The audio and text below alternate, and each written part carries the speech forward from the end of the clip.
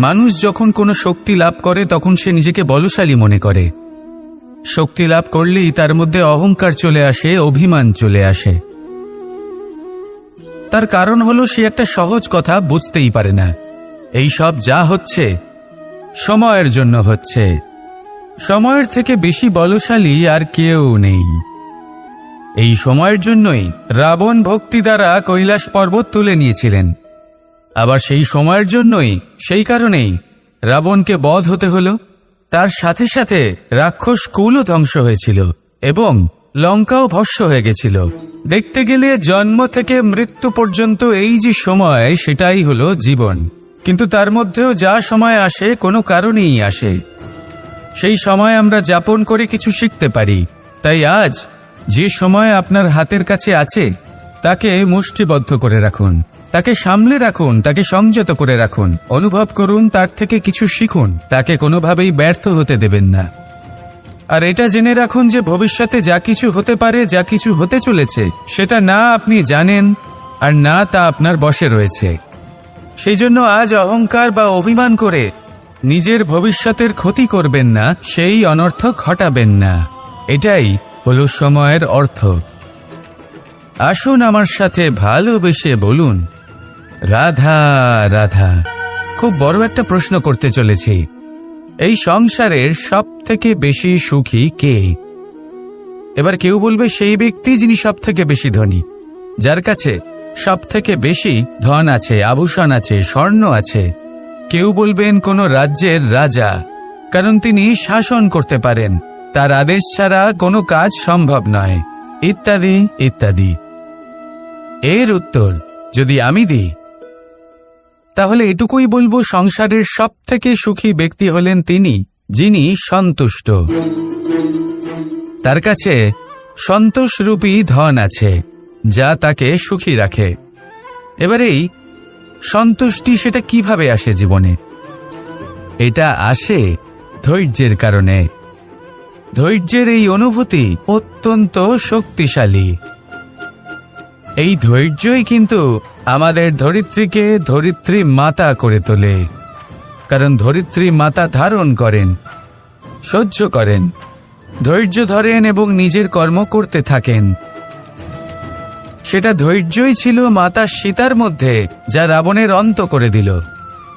এই ধৈর্যের কারণেই নারায়ণ কূর্ম অবতার ধারণ করেছিলেন, বড় একটা পর্বতকে পৃষ্ঠে ধারণ করেছিলেন এবং সমুদ্র মন্থনকে সম্ভব করেছিলেন। সেই জন্য সর্বপ্রথম মনের মধ্যে ধৈর্যকে নিয়ে আসুন।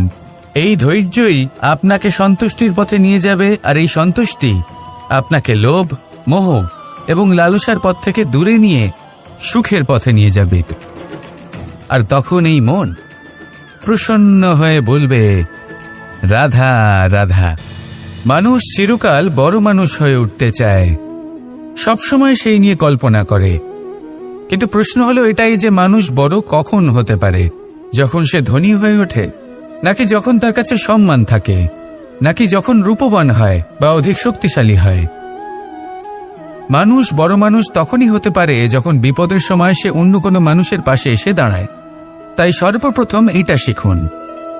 হয়তো এই জন্যই হনুমান শ্রীরামের কাছে এতটা বড়, আর হয়তো এই জন্যই বলরাম দাদা আমার কাছে এত বড়। যদি আপনিও জীবনে বড় হয়ে উঠতে চান, তাহলে কারোর সাথে তার দুঃখের সময়, তার সংকটের সময় তাকে সঙ্গ দিন আর পাশে এসে দাঁড়ান। এই মন প্রসন্ন হয়ে বলবে, রাধা রাধা। আমাদের জীবনে আমরা যখনই এমন কোনো মানুষের সাথে পরিচিত হই যে বয়সে, পদে এবং আর্থিক দিক থেকে আমাদের থেকে পিছিয়ে, তখন আমরা সবাই খুব হীন নজরে তাদের দিকে দেখি। মনেই করি না যে সেই ব্যক্তির নিজস্ব একটা অস্তিত্ব রয়েছে, তার নিজেরও একটা মাহাত্ম্য রয়েছে। আমাদের মনেই হয় না যে আমাদের সামনে দাঁড়িয়ে থাকার যোগ্যতা আছে তাদের। চলুন আপনাকে একটা প্রশ্ন করি, শূন্যের নিজস্ব মূল্য কোথায়? আপনি বলবেন কিছুই না। শূন্যের আবার নিজস্ব মূল্য কোথায়? কিন্তু যখন এই শূন্যই কোনো সংখ্যার সাথে এসে যুক্ত হয়ে যায়, কোনো অঙ্কের সাথে এসে যুক্ত হয়ে যায়, তখন তার মূল্য অনেক গুণ বৃদ্ধি পায়। অর্থাৎ এই শূন্যের মূল্য অবশ্যই আছে। আর আমাদের জীবনেও এমন কিছু ব্যক্তি থাকেন, তাদের দেখে মনে হয় যে এদের কোনো মূল্যই নেই, কিন্তু যখন এই ব্যক্তি কারোর সাথে এসে জুড়ে যান তখন তার মূল্য সেই ব্যক্তির বৃদ্ধি ঘটায়। এই সংসারে এমন কোনো ব্যক্তি নেই যার কোনো মূল্য নেই। যদি আমরা ধনুকের কথা বলি তাহলে তার জন্য একটি দড়ির প্রয়োজন হয়, যেটি প্রত্যঞ্চা হিসেবে ব্যবহৃত হয়। যদি প্রত্যঞ্চা না থাকে তাহলে ধনুকের কোনো মূল্যই থাকে না। যদি প্রত্যঞ্চা না থাকে তাহলে ধনুকের অস্তিত্ব অসম্পূর্ণ থেকে যায়। এই সংসারে যে কোনো ব্যক্তি হোক বা যে কোনো বস্তু হোক, প্রত্যেকের নিজস্ব একটি মূল্য আছে। তার সম্মান করুন, সামনে অগ্রসর হন, আর আমার সাথে ভালোবেসে বলুন রাধা রাধা। যদি আপনি নিজের জীবনে প্রকৃত বন্ধু নির্বাচন করতে চান তাহলে তার আগে দর্পণ আর ছায়া এই দুইয়ের বিশেষত্বর বিষয়ে জানাটা অত্যন্ত প্রয়োজনীয়। দর্পণ কি করে থাকে? যখনই আপনি দর্পণের দিকে তাকাবেন ও শুধুমাত্র আপনাকে সত্যের সাথে অবগত করাবে, ও আপনাকে কখনো মিথ্যে বলবে না। সেখানেই যদি ছায়ার কথা বলি তাহলে দেখুন ছায়া কি করে, সব সময় আপনার সাথে থাকে, কখনো আপনার সঙ্গ ত্যাগ করে না। এবার আপনার জীবনে যদি এমন কোনো বন্ধু আসে যে সবসময় আপনাকে সত্য কথা বলবে, আপনার অপগুণের বিষয়ে যদি আপনাকে বলে কিন্তু তাও সে সত্যিই বলবে, তাহলে তার উদ্দেশ্য কিন্তু আপনাকে দুঃখ দেওয়া নয়, সে আপনার অজ্ঞানতা, আপনার ভ্রম দূর করতে চায়। যদি আপনি কোনো অনুচিত পথে চলতে থাকেন তাহলে সে আপনাকে বাধা দিতে চায়। আর যদি সেই মিত্রই ছায়া সঙ্গীর মতো হয়, সে কখনোই সুখ দুঃখে আপনার সঙ্গ ত্যাগ করবে না। তার উদ্দেশ্য হলো সবসময় আপনাকে রক্ষা করা। তাই এরকম দর্পণ বা ছায়ার মতো কোনো বন্ধু যদি আপনার জীবনে আসে তাহলে তাকে কোথাও যেতে দেবেন না, সে আপনার জীবনকে সুখময় করে তুলবে। আর যদি আপনার জীবনে উপস্থিত বন্ধু এমন না হয় তাহলে তাকে নিজের থেকে দূরে করে দেওয়াই বাঞ্ছনীয়। তাহলে দর্পণ আর ছায়ার মতো প্রকৃত এবং ভালো বন্ধুকে নিজের জীবনে স্থান দিন, আর আমার সাথে ভালোবেসে বলুন রাধা রাধা। জল হলো জীবনের আধার। যদি জল না থাকে এই সংসারের জীবনের কোনো অস্তিত্ব নেই। এই জল হলো শুদ্ধ, পবিত্র। কিন্তু যখন এই জল পরিবেশের সংস্পর্শে আসে তখন ধুলো, ময়লা, কাদা এবং অন্যান্য বস্তু দ্বারা এই জল পূর্ণরূপে দূষিত হয়ে যায়। এবার যদি এই জলের শুদ্ধিকরণ করতে হয় তাহলে আমরা এই জলকে অস্থির হতে দিই না, তাকে স্থিরভাবে রেখে দিই। আর সেটা করলে সেই জল নিজে থেকেই সকল অশুদ্ধি ত্যাগ করে দেয়, নিজে থেকেই নিজেকে শুদ্ধ করে তোলে। এটা কিন্তু আমাদের মনের সাথেও হয়ে থাকে। এই সংসারে এত সমস্যার সম্মুখীন হয়েও কোথাও না কোথাও আমাদের এই মন মলিন হয়ে যায়, এতে নেতিবাচক ভাব জাগ্রত হয়। সেই মুহূর্তে আপনি কোনোভাবে রাগ করবেন না, মন খারাপ করবেন না, তাড়াতাড়ি কোনো সিদ্ধান্ত নেবেন না, কোনো প্রতিক্রিয়া দেবেন না। শুধু নিজের এই মনকে শান্ত করে রাখবেন, শান্ত মনে দিন যাপন করবেন। যদি এটা করেন তাহলে আপনি নিজে থেকেই বুঝতে পারবেন যে কি কি অশুভ ভাব আপনার মধ্যে জাগ্রত হয়েছে আর কি কি শুভ চেতনা আপনাকে জাগ্রত করতে হবে। আপনি নিজে থেকেই এমন পথ খুঁজে পাবেন যার দ্বারা এই অশুদ্ধি আপনি ত্যাগ করতে পারবেন। আসুন আমার সাথে ভালোবেসে বলুন রাধা রাধা। প্রারম্ভ শূন্যের দ্বারা হয়ে থাকে, তা সে ব্রহ্মাণ্ডই হোক, পৃথিবীই হোক, আদি ইত্যাদিই হোক। সবাই নিজের অস্তিত্ব শূন্য থেকে লাভ করে। এই শূন্য যার নিজের কোনো অস্তিত্ব নেই, কিন্তু সে সকলকে অস্তিত্ব দান করে থাকে। আমাদের এই শূন্যের মতো হতে হবে। যে আমাদের সাথে যুক্ত হবে তাদের অস্তিত্ব অনেক বেশি প্রখর হবে, বিশাল হবে, শ্রেষ্ঠ হবে। কিন্তু যেই আমরা তাদের থেকে দূরে যাব তারা আমাদের উপস্থিতির আভাস পাবে, আমাদের গুরুত্ব বুঝতে পারবে। শূন্যই হলো সূত্রপাত, শূন্যই হলো সমাপ্তি। শূন্যকে কেউ যতই ছোট মনে করুক কিন্তু এই শূন্য অত্যন্ত গুরুত্বপূর্ণ।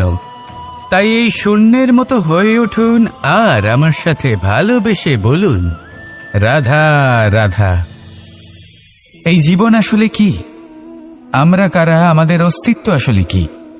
পঞ্চতত্ত্ব দ্বারা নির্মিত আমাদের এই শরীর। আর এর মধ্যে পরমাত্মার একটি অংশ আত্মারূপে বসবাস করে। আর যখন এই জীবন সমাপ্ত হবে তখন আমাদের আবার এই পঞ্চতত্ত্বের মধ্যে বিলীন হয়ে যেতে হবে। এটাই সত্য।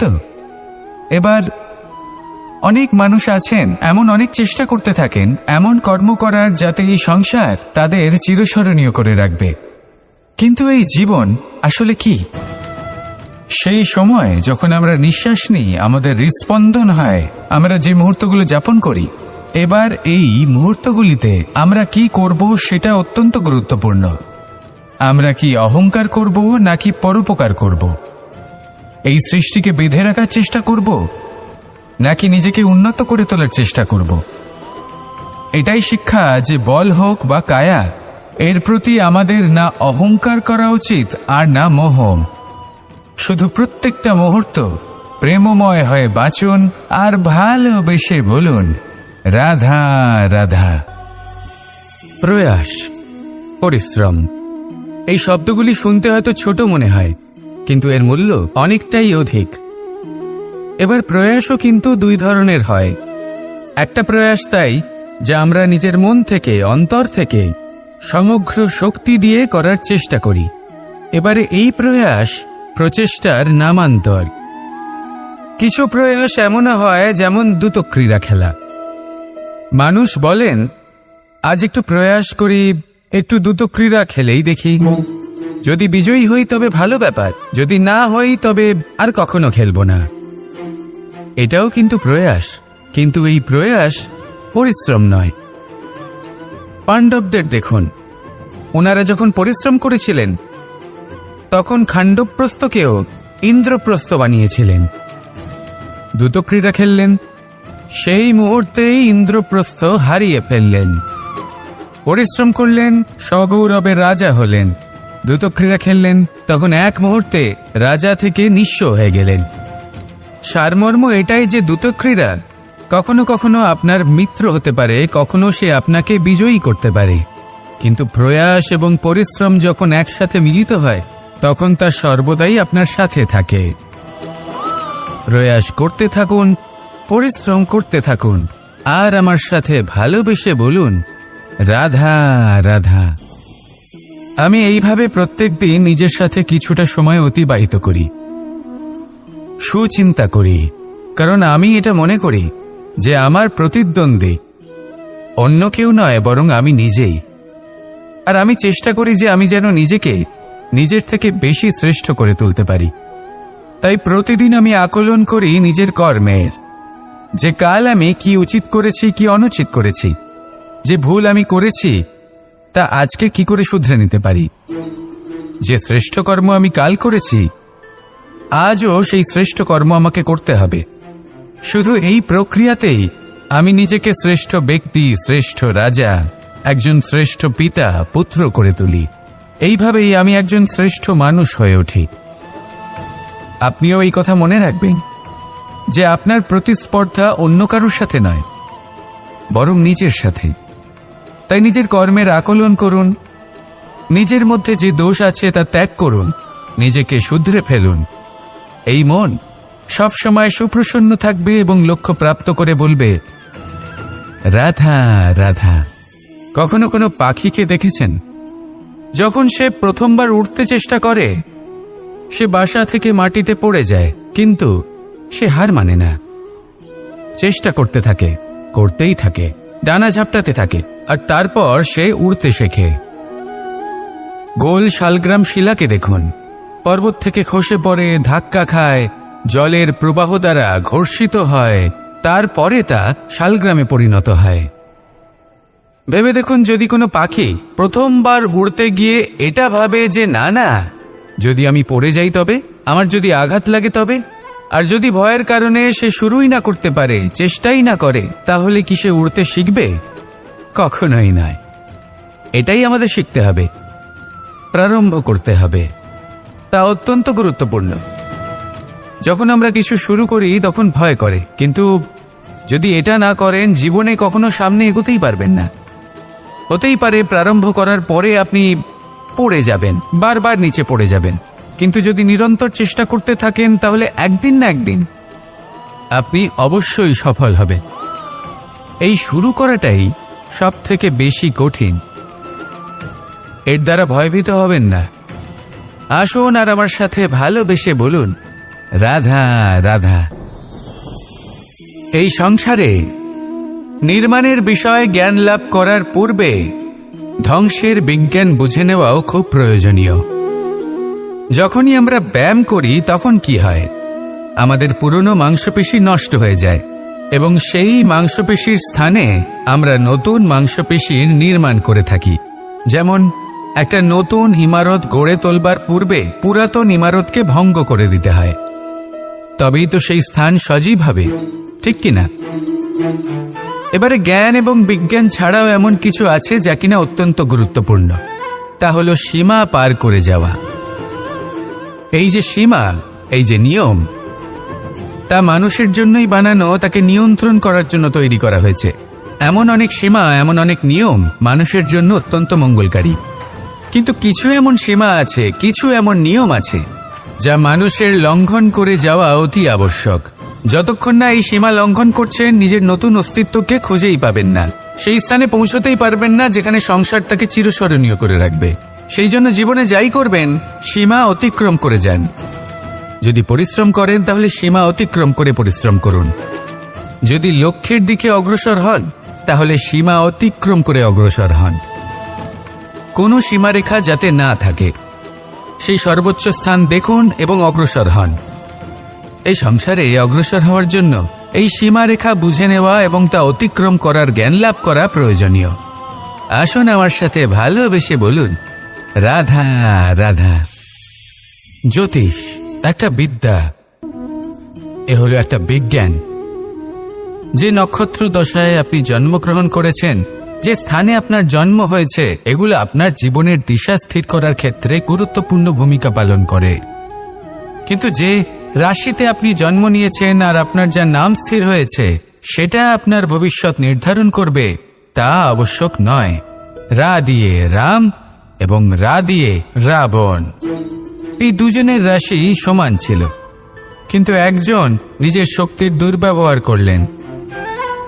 স্বর্ণ লঙ্কার অধিপতি রাবণ, চতুর্দিকে বিজয়ী হওয়া সেই ব্যক্তি নিজের পতনের সম্মুখীন হলেন।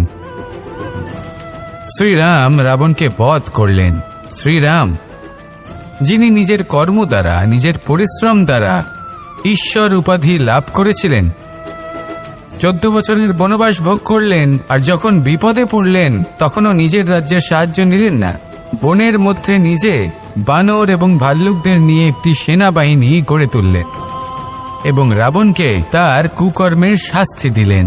তাই সর্বদা এটা মনে রাখবেন, আপনার খ্যাতি, আপনার ভবিষ্যৎ আপনার কর্ম নির্ধারণ করে, আপনার রাশি নয়। তাই সবসময় শ্রেষ্ঠ কর্ম করুন আর আমার সাথে ভালোবেসে বলুন, রাধা রাধা। প্রজাপতি দেখেছেন? কি সুন্দর হয়, তাই না? এই প্রজাপতি, ওদের দিকে তাকালে নিজের অজান্তেই নিজের মুখে হাসি ফুটে ওঠে। কিন্তু এই প্রজাপতি জন্ম থেকেই এমন দেখতে হয় না। জন্ম থেকে এদের কাছে ডানা থাকে না, এরা উড়তেও পারে না। যখন একটি প্রজাপতি জন্ম নেয় তখন প্রথমে ডিম অবস্থায় থাকে সে। আস্তে আস্তে সেই কবচ সে ভেঙে ফেলে, খুব পরিশ্রম করতে হয় তাকে। তারপর কীটের আকার ধারণ করে সে চলতে থাকে, অনেক কষ্ট সহ্য করতে হয়, অনেক পরিশ্রম করতে হয়। তারপর তার রূপ বদলে যায়, তারপরে তার ডানা গজায়, তারপরে সে উড়তে পারে। এই নিরন্তর পরিশ্রমই সাফল্যের মূল মন্ত্র হয়। কখনো কখনো প্রতিভাও কম পড়ে যায় যদি নিরন্তর পরিশ্রম না করা হয়, যদি সমর্পণের ভাব মনে না থাকে, দৃঢ় নিষ্ঠা না থাকে। আর কখনো কখনো সেই ব্যক্তি যার মধ্যে বিশেষ প্রতিভা থাকে না, সেই ব্যক্তি নিরন্তর পরিশ্রম করে, নিজের মনে সমর্পণের বোধ জাগিয়ে তোলে, দৃঢ় নিষ্ঠার সাথে কর্ম করে আর সাফল্য লাভ করে। সেই জন্য আপনি জীবনে যেখানেই পৌঁছে যান না কেন, নিরন্তর পরিশ্রম করতে থাকুন। তবেই আপনার ভবিষ্যৎ রঙিন প্রজাপতির মতন গগনচুম্বী হবে। তবেই এই সংসার আপনাকে দেখবে এবং নিজের অজান্তেই এই সংসার নিজের মুখে হাসি ফুটিয়ে তুলবে এবং এই সংসার আমার সাথে ভালোবেসে বলবে, রাধা রাধা। আপনি কখনো কাউকে পর্বতে আরোহণ করতে দেখেছেন? বা আপনি কখনো নিজে কোনো পর্বতে আরোহণ করেছেন? করে থাকলে আপনি এই বিষয়ে অবশ্যই জানবেন যে যখন আমরা শিখরের দিকে এগোই, ওপরের দিকে এগিয়ে চলি, তখন আমাদের একটু ঝুঁকে পথ চলতে হয়, তখনই আমরা সেই পর্বত আরোহণ করতে পারি। কিন্তু যে ব্যক্তি নিচের দিকে ফিরে আসছেন তিনি কিন্তু ঝুঁকে চলেন না, তিনি দৃঢ়ভাবে সোজা হয়ে নিচে নামেন। এই ভারসাম্য বজায় রাখার এই খেলাতে সংসারের একটা সার লুকিয়ে রয়েছে। যদি আপনিও জীবনে উঁচুতে উঠতে চান, শিখরে পৌঁছতে চান, তাহলে আপনাকেও নত হয়ে বিনম্র হয়ে সামনে এগোতে হবে। সেখানে যদি আপনি বুক চিতিয়ে উদ্ধতভাবে অহংকার বোধ নিয়ে চলতে থাকেন, সেখান থেকেই আপনাকে নিচে নামতে হবে। কোনো ব্যক্তি তার বিনম্র স্বভাব দেখেই বোঝা যায় যে সেই ব্যক্তি সাফল্যের শিখর দেশে আরোহণ করছে নাকি নিচে তথা খাদের দিকে যাত্রা করছে।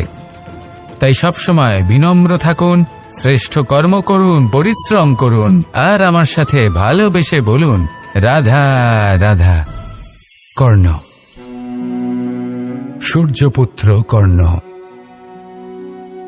স্বয়ং সূর্যের পুত্র, দেবী কুন্তীর প্রথম পুত্র। সেই কর্ণ যার একটি বাণ আমার রথকে, সেই রথ যার উপর মহাবলী অর্জুন বিরাজমান ছিলেন, যার পতাকায় স্বয়ং হনুমান ছিলেন, সেই রথকে তার একটি বাণ ধসিয়ে দিতে পেরেছিল। দৈব কবচ কুণ্ডলধারী কর্ণ, সেই কর্ণ যুদ্ধক্ষেত্রে নিজের সমাপ্তির সম্মুখীন হলেন। কারণ কি ছিল? নির্বাচন। দুর্যোধনের সাথে বন্ধুত্ব রাখার জন্য তার অনুচিত কর্মে কোনোদিন কোনো প্রতিবাদ করেননি, তাকে সঙ্গ দিয়েছেন এই নির্বাচন। যখন দ্রৌপদীর বস্ত্রহরণ হচ্ছিল,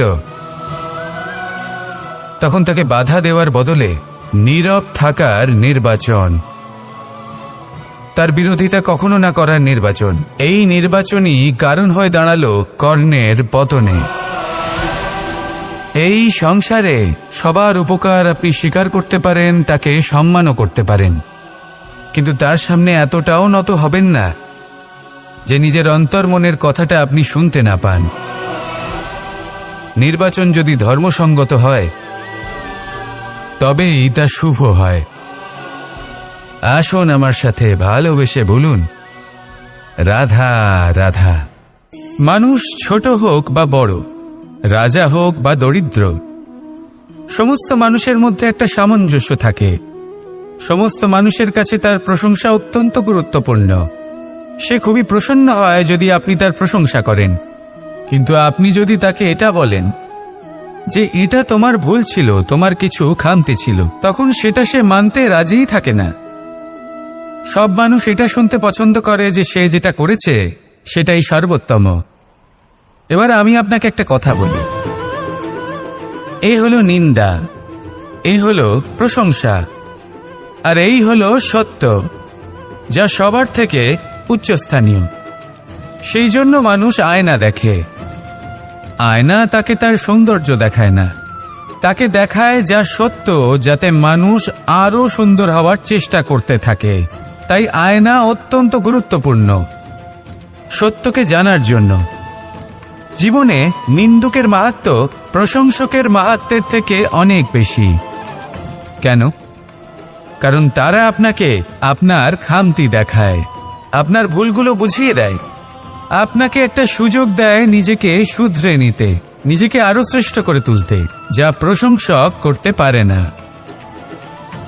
তাই জীবনে যদি কখনো নিন্দা করা হয়, তাকে ভালোবেসে গ্রহণ করুন, ধন্যাত্মক রূপে গ্রহণ করুন। যদি নিজেকে কোনো শিক্ষা দেওয়া সম্ভব হয় তাহলে অবশ্যই দিন।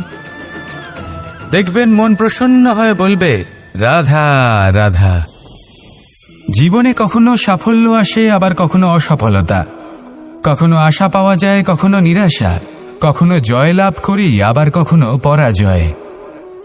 এর পেছনের কারণটা জানা অত্যন্ত প্রয়োজনীয়। যদি আমি পরাজয়ের কথা বলি, যখনই আমরা পরাজয় লাভ করি আমরা ভাবতে থাকি যে এমন কেন হলো? আমাদের শত্রু কি বেশি শক্তিশালী ছিল, নাকি আমাদের নীতিতে কোনো খামতি ছিল? এই সমস্ত কারণের পেছনে খুব বড় একটা কারণ থাকে, আর সেই কারণ আমাদের অন্তরে সুপ্ত থাকে। ধরে নিন একটা পথ, তাতে আপনি চলছেন।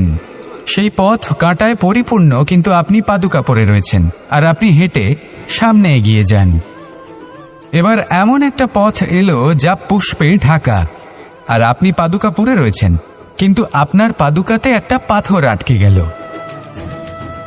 তখন দু পা হাঁটাও খুব কঠিন হয়ে পড়ে। এই সংসারের যে কোনো শক্তি আপনাকে পরাস্ত করার পূর্বে আপনি জানেন কে আপনাকে পরাস্ত করতে পারে? আপনার অন্তরের দুর্বলতা, আপনার অন্তরের সেই সুপ্ত শত্রু। আর সেই জন্য ইতিবাচক মনোভাব গুরুত্বপূর্ণ হয়ে পড়ে। ভালো মানুষদের সাথে থাকুন, সৎসঙ্গে থাকুন, বন্ধুত্ব করুন, ভালোবাসুন। এই ভালোবাসা এত শক্তিশালী এক অস্ত্র যাকে ব্রহ্মাস্ত্রও পরাস্ত করতে পারে না। এই সমস্যারূপী পাথর কিছুই নয়। আসুন আমার সাথে ভালোবেসে বলুন, রাধা রাধা। মানুষের দুটো রূপ রয়েছে। এক, আমাদের এই মুখ, যা শুধুই চোখে দেখা যায়। আর দ্বিতীয়, আমাদের এই মন, যা শুধুমাত্র অন্তরাত্মা দ্বারা দেখা যায়। এবার আমাদের এই মুখ, তা ঈশ্বর সকলকেই আগে থেকেই প্রদান করেছেন। কিন্তু এই মন কেমন হবে তা আমাদের জীবনের অনুভূতি এবং আমাদের জীবনের লক্ষ্য এগুলি সুনিশ্চিত করে। অর্থাৎ নেত্র দিয়ে দেখা যায় আমাদের এই মুখ, তা শুধুই এই কারণে প্রয়োজন যাতে সংসার আমাদের দেখতে পায়, আমাদের চিনতে পারে। কিন্তু যদি এই সংসারে আপনি প্রকৃত অর্থে মান সম্মান লাভ করতে চান, তাহলে নিজের অন্তরাত্মাকে আপনাকে বিকশিত করতেই হবে।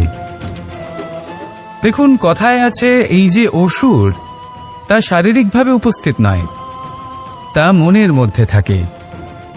যদি এই মন থেকে অসুরকে বের করে দেওয়া যায়, তাহলে শরীরে তা উপস্থিত থাকবেই না। তাই মনকে শুদ্ধ করুন আর আমার সাথে ভালোবেসে বলুন, রাধা রাধা। মানুষ যখনই একে অপরের সামনে নিজেদের হৃদয়ের ভাবনা প্রকাশ করে, তখন এক অত্যন্ত প্রভাবশালী মাধ্যম তারা ব্যবহার করে, যাকে ভাষা বলা হয়। এবার আমি দেখেছি যে একজন মানুষ অনেকগুলো ভাষাতেই নিপুণ। আমি এটাও দেখেছি যে মানুষ অনেকগুলো ভাষায় কথা বলে, কখনো কখনো অনেক ভাষা মিলিত করে তার প্রয়োগ করে, উচিত প্রকারে তাকে ব্যবহার করে না, না সেটাকে সম্মান করে, আর না ভাষাকে শুদ্ধ রাখে। আর এটা হলো অনুচিত। যদি ভাষাকে শুদ্ধ রাখেন, তাহলে ভাষা আপনার চরিত্রকে শুদ্ধ রাখবে, তা আপনার একাগ্রতা বাড়িয়ে তুলবে। এই প্রত্যেক ধ্বনিকে অনুভব করে যদি আপনি শব্দের উচ্চারণ করেন, ভাষাকে প্রয়োগ করেন, তাহলে আপনিও আনন্দ পাবেন, আর যিনি শুনছেন সেই ব্যক্তির কানেও মধুর শব্দ বাজবে।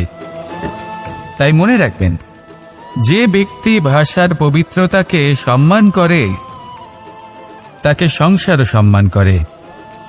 ভাষাকে শুদ্ধ এবং পবিত্র রাখুন, তাহলে ভাষা আপনার চরিত্রকেও শুদ্ধ এবং পবিত্র রাখবে। আর এই মন সুপ্রসন্ন হয়ে বলবে, রাধা রাধা। এ হলো রামায়ণের সময়কালের কথা। সেতু নির্মাণ করার কাজ চলছিল। সমস্ত বানর সেনা এই কাজে নিযুক্ত হয়েছিলেন। বড় বড় পাথর তুলে নিয়ে এই বানর সেনা সমুদ্রে ফেলছিলেন। এই কাজ চলছিল। এমন সময় ছোট্ট একটা কাঠবিড়ালি এলো। ছোট ছোট মাটির ডেলা হাতে নিয়ে সাগরের কাছে যাচ্ছিল, আর বড় বড় পাথরের পাশে রেখে দিচ্ছিল, যথাসম্ভব সেখানে রেখে আসছিল। সারা দিন ধরে সে এই পরিশ্রম করেই যাচ্ছিল। এবার শ্রীরাম তার এই কাজ দেখতে পেলেন। সেই ছোট্ট কাঠবিড়ালিটিকে নিজের হাতে তুলে নিলেন এবং অত্যন্ত ভালোবেসে তার পিঠে হাত বুলিয়ে দিলেন। কথায় আছে যে কাঠবিড়ালির পিঠে যে দাগ আছে, সেই 3টি দাগ এসেছে শ্রীরামচন্দ্রের 3 আঙুলের থেকে। যে কাজ আপনি করছেন তাতে সমস্ত শক্তি প্রয়োগ করুন, যতটা আপনার সামর্থ্য রয়েছে। যতটা আপনার প্রতিভা রয়েছে সম্পূর্ণভাবে উৎসর্গ করে দিন। ঠিক এমনভাবে কর্ম করুন। সেই কাঠবিড়ালি কিন্তু তাই করেছিল। সেই জন্য শ্রীরামের সাথে সেও সেই কাহিনীতে অমর হয়ে গেছিল। সম্পূর্ণ শক্তি প্রয়োগ করুন, সম্পূর্ণ সামর্থ্যের সাথে কর্ম করুন, কারণ এটাই হলো শ্রেষ্ঠ পথ কোনো কর্ম করার। আসুন আমার সাথে ভালোবেসে বলুন, রাধা রাধা। এই সংসারে যখন সাফল্যের পথে আপনি অগ্রসর হবেন, তখন আপনার পরিশ্রম, একাগ্রতা, সাহসের সাথে সাথে সমাজের মানসিকতাও সহ্য করতে হবে। প্রত্যেক ব্যক্তি কিছু না কিছু ভাবেন, কিছু না কিছু বলেন। কিছু মানুষ এমন আছেন যারা ভাববেন যে আপনি কিছুই করতে পারবেন না। তারা আপনার নিন্দা করবেন, আর এই নিন্দার কথা ভেবেই আমরা ভয়ভীত হয়ে পড়ি। সেই কারণে নিজেদের আশা, নিজেদের বিশ্বাস হারিয়ে ফেলি। এবার যদি সেই নিন্দার ভয়ে আমরা লক্ষ্যচ্যুত হই, তাহলে সেটা অনুচিত। সেই জন্য জীবনে শুধু পরিশ্রম করতে থাকুন, সামনে এগোতে থাকুন। যেই দিন আপনি আপনার লক্ষ্য লাভ করবেন, সেই প্রত্যেক ব্যক্তি যারা নিন্দা করছিলেন তাদের দৃষ্টি আপনা থেকেই পাল্টে যাবে, ঠিক কিনা? এই সংসারকে যা প্রাণ চায় তাই বলতে দিন। যদি আপনি কারোর কথা শুনতে চান, তাহলে নিজের অন্তরের কথা শুনুন। সেটাই আপনাকে উচিত পথে নিয়ে যাবে। সামনে অগ্রসর হতে থাকুন, পরিশ্রম করুন। এমন একটা দিন আসবে যেদিন এই নিন্দুক ব্যক্তিরা আপনার লক্ষ্যপ্রাপ্তির উদাহরণ সবাইকে দেবে। আসুন আমার সাথে ভালোবেসে বলুন, রাধা রাধা। মানুষ সুখী জীবনযাপনের প্রতি এতটাই অভ্যস্ত হয়ে পড়ে যে একটা ছোট্ট সমস্যা এলেই সে সবার থেকে সাহায্য চাইতে শুরু করে দেয়। সে সাহায্য লাভও করে এবং সেই সংকট থেকে সে বেরিয়েও আসে। কিন্তু এই সাহায্য কিছু মুহূর্তের, আর কিছু মুহূর্তের হলো এই দুঃখ। এই 2 মুহূর্তের সাহায্যের জন্য আজীবন আপনি তার কাছে ঋণী হয়ে থাকেন। আর মানবিকতার খাতিরে আপনার মনে কৃতজ্ঞতা জেগে ওঠে। আর সেই কৃতজ্ঞতা বোধ হলো যে আপনি কখনো সেই ব্যক্তিকে ছাপিয়ে যেতেই পারবেন না। সেই জন্য জীবনে সবসময় চেষ্টা করবেন নিজেকে প্রস্তুত রাখতে সেই সব সমস্যার জন্য, সেই সব বাধার জন্য যেগুলো আপনার জীবনে আসতে পারে। ততক্ষণ সাহায্য চাইবেন না যতক্ষণ না অন্য কোনো পথ না থাকছে। সাহায্য চাওয়া অনুচিত নয়, কিন্তু সাহায্য চাইলে এবং সাহায্য পেলে আপনি আজীবন কৃতজ্ঞ এবং ঋণী হয়ে থাকবেন। আর তারপর একদিন আপনি পরিবর্তন দেখতে পাবেন যে কিভাবে আপনি ছোট ছোট সমস্যার জন্য সাহায্য না চেয়ে বড় বড় সমস্যার সম্মুখীন হতে প্রস্তুত হয়ে গেছেন। এটাই হলো সংসারের নীতি। এটাই পালন করুন আর আমার সাথে ভালোবেসে বলুন, রাধা রাধা। এমন অনেক মানুষ আছেন যারা আমাকে ভগবানের পরিভাষা জানতে চান, যে ভগবান আসলে কি, তিনি কেমন। এবার দেখুন, ভগবান হোক বা আপনার স্বপ্ন হোক বা আপনার লক্ষ্য হোক না কেন, সেই লক্ষ্য তখনই পূর্ণ হয়, তখনই তাকে লাভ করা সম্ভব যখন আপনার দৃষ্টিভঙ্গি মঙ্গলময় হয়। যখন আপনি নিজে মনে করবেন যে আমি যেটা পেতে চাইছি তা শুভ। উদাহরণস্বরূপ, কোনো পাখিকে দেখুন, সে গাছের ডালে বসে এবং সেখানেই বিশ্রাম করে, কিন্তু পড়ে না। কেন? কারণ ওর বিশ্বাস যে যে শাখার উপরে ও বসে আছে সেটাই হলো ওর বাসস্থান। যদি আপনি বিশ্বাস করেন তাহলে আপনি পাথরের মধ্যেও ভগবান দর্শন করতে পারবেন। আর যদি বিশ্বাস না থাকে, তাহলে যদি ভগবান সামনে দাঁড়িয়েও থাকে তবেও আপনার বিশ্বাস হবে না। তাই বিশ্বাস করতে শিখুন। এই বিশ্বাসের আধারেই আপনি সেই সব কিছু পাবেন যা আপনি পেতে চাইছেন। আসুন আমার সাথে ভালোবেসে বলুন, রাধা রাধা। গুরু, যিনি পথ দেখান, আমাদের জীবনে অত্যন্ত গুরুত্বপূর্ণ, অত্যন্ত আবশ্যক। কিন্তু কিছু মানুষ মনে করেন যে গুরুর কোনো প্রয়োজন নেই, কারণ এই সমগ্র জ্ঞান মানুষের অন্তরেই নিহিত রয়েছে। এবার প্রশ্ন এটাই, যদি সমস্ত জ্ঞান মানুষের অন্তরে নিহিত থাকে তাহলে গুরুর কি প্রয়োজন? আর যারা আজ পর্যন্ত গুরুকে মেনে এসেছেন তারা কি অনুচিত করেছেন? এর উত্তর আমি আপনাকে দেব একটা উদাহরণ দ্বারা। একটা কাঠ যা জ্বলনশীল। জ্বলনের ঊর্জা তার অন্তরে নিহিত রয়েছে, কিন্তু তার জ্বলনের জন্য বাইরে থেকে একটা অনুঘটকের প্রয়োজন হয়। এই অনুঘটকই হলেন আপনার গুরু। উত্তাপ যা একটা কাঠকে জ্বালাতে পারে, সেই উত্তাপ হলো গুরুর প্রচেষ্টা। যদি সেই গুরুই না থাকে, তার প্রচেষ্টাই না থাকে, তাহলে সেই সমস্ত জ্ঞান যা মানুষের অন্তরে নিহিত তা ব্যর্থ হয়ে যাবে। যদি আপনার সাথে আপনার গুরু থাকেন, আপনার পথ প্রদর্শন করেন, আপনার অন্তরের জ্ঞানকে বাইরে নিয়ে আসতে পারেন, তাহলে তাকে সম্মান করুন আর আমার সাথে ভালোবেসে বলুন, রাধা রাধা।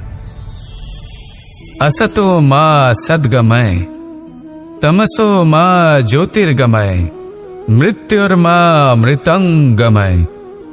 জ্ঞান সেটাই যা অসত্য থেকে সত্যের পথে চালিত করে। প্রকাশ সেটাই যা অন্ধকার থেকে আলোর পথে নিয়ে আসে। জীবন সেটাই যা মৃত্যু থেকে অমরত্বের পথে নিয়ে যায়।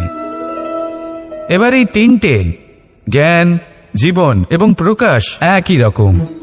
শূন্য থেকে এর উৎপত্তি হয় এবং আস্তে আস্তে আপনার জীবনে বিস্তার লাভ করে। এবার আমরা এটাই ভাবি যে কেমন করে এই তিনটিকে আগলে রাখা যায়। এর উত্তর হলো, এদের আগলে রাখার প্রয়োজনই নেই, ভাগ করে দিতে হবে। কোনো বৃক্ষকেই দেখে নিন, একটি বৃক্ষ অনেক বছর ধরে বেঁচে থাকে। কেন? কারণ সে ভাগ করে দিতে জানে। সে নিজের বীজ ছড়িয়ে দেয়, এই ধরিত্রীতে দেয়, সেই বীজ যা অঙ্কুরিত হয়ে এক নতুন বৃক্ষকে জন্ম দেয়। শুধু ছড়িয়ে দিয়ে একটি বৃক্ষ জীবন দান করতে পারে। যদি কোনো ব্যক্তি জ্ঞান ছড়াতে শিখে যান, যদি প্রকাশ, আলোর কিরণ ছড়িয়ে দিতে শিখে যায়, কোনো ব্যক্তি তার জীবনের সুখ ছড়িয়ে দিতে শিখে যান, তাহলে তিনি মৃত্যুর পরও মৃত হন না। এই ভাগ করে দেওয়ার সুখটাই কিছুটা আলাদা। এই সুখ অনুভব করুন আর আমার সাথে ভালোবেসে বলুন, রাধা রাধা। আপনি কখনো কোনো সরোবরের দিকে তাকান, যার জল হলো শান্ত, স্থির। আপনি স্পষ্ট দেখতে পাবেন সেই সরোবরের তলদেশে কি রয়েছে। তাতে সাঁতরে বেড়াচ্ছে সুন্দর মাছ, চকচকে কিছু পাথর, স্বর্ণরূপী বালি, সবই আপনি দেখতে পাবেন। কিন্তু যখনই আপনি একটা ছোট্ট পাথর তুলে সেই জলে ছুঁড়ে ফেলবেন, তখন সেই জল বিচলিত হবে আর সেই স্পষ্টতা ন্যূনতম হয়ে যাবে। তারপর কিছুই স্পষ্টভাবে দেখা যাবে না। এই ঘটনা মানুষের সাথেও ঘটে। মানুষ যদি বিচলিত হয়ে পড়ে, তখন সে বুঝতে পারে না যে বর্তমানে কি হয়ে চলেছে আর ভবিষ্যতে কি করা উচিত। কিন্তু সেই মানুষ যদি শান্ত থাকেন, স্থির থাকেন, ধন্যাত্মক থাকেন, তাহলে নিশ্চিত রূপেই বুঝতে পারবেন যে বর্তমানে কি করতে হবে আর ভবিষ্যতে কি করতে হবে। তাই নিজের মধ্যে সেই স্থিরতা আনুন, সেই ধৈর্য ধরুন, নিজেকে শান্ত রাখুন আর সবার মধ্যে ভালোবাসা ছড়িয়ে দিন। এই মন প্রসন্ন হয়ে বলবে, রাধা রাধা। সম্পর্ক এ হলো এক বন্ধন যা আমাদের এক সূত্রে বেঁধে রাখে। কিন্তু এমন কিছু ব্যক্তি থাকেন যারা এই সম্পর্কের বিষয়ে নিজস্ব একটা ধারণা করে ফেলেন যে সম্পর্ক এরকম হওয়া উচিত, সম্পর্ক সেরকম হওয়া উচিত। আমি এই সম্পর্কের জন্য কত কিছু করেছি এই ব্যাখ্যা করতে থাকেন আর তার বদলে অনেক কিছু প্রত্যাশাও করেন। কিন্তু সত্য হলো এটাই যে সব সম্পর্ক একরকমের হয় না, কিন্তু প্রত্যেক সম্পর্কের একটা বিশেষত্ব থাকে। যেমন চোখ আর নাকের এই সম্পর্ককেই দেখুন। চোখের সব থেকে কাছে কে আছে? নাক আছে। কিন্তু এই চোখ দিয়ে এই নাককে আমরা দেখতেই পাই না। তবে কি ধরে নেব এই সম্পর্কের কোনো মূল্য নেই? এমনও নয়। ঠিক এইভাবেই যদি কোনো ব্যক্তি তার আবেগ আপনার কাছে ব্যক্ত করতে না পারেন বা প্রকট করতে না পারেন বা আপনাকে বোঝাতে না পারেন, তাহলে তার মানে এটা নয় যে তার সাথে আপনার সম্পর্কের তিক্ততা রয়েছে। এমনটা কখনোই নয়। শুধু চোখ আর নাকের এই সম্পর্কের মতোই হলো আমাদের জীবনে আমাদের আপনজনের সাথে সম্পর্ক। যদি কারোর ব্যবহার আপনার প্রতি অনুচিত হয়, বা যদি কেউ অনুপস্থিত থেকে থাকে বা কেউ যদি আপনাকে বুঝতে না পারেন, তাহলে তার অর্থ এটা নয় যে আপনি সেই সম্পর্ক ভেঙে ফেলবেন। বুঝুন, আপনার জীবনে তার গুরুত্ব কোথায় আর তার জীবনে আপনার। সম্পর্ক গড়ে তুলুন, তাকে পালন করতে শিখুন, একসাথে মিলে চলুন। এই মন সুপ্রসন্ন হয়ে বলবে, রাধা রাধা।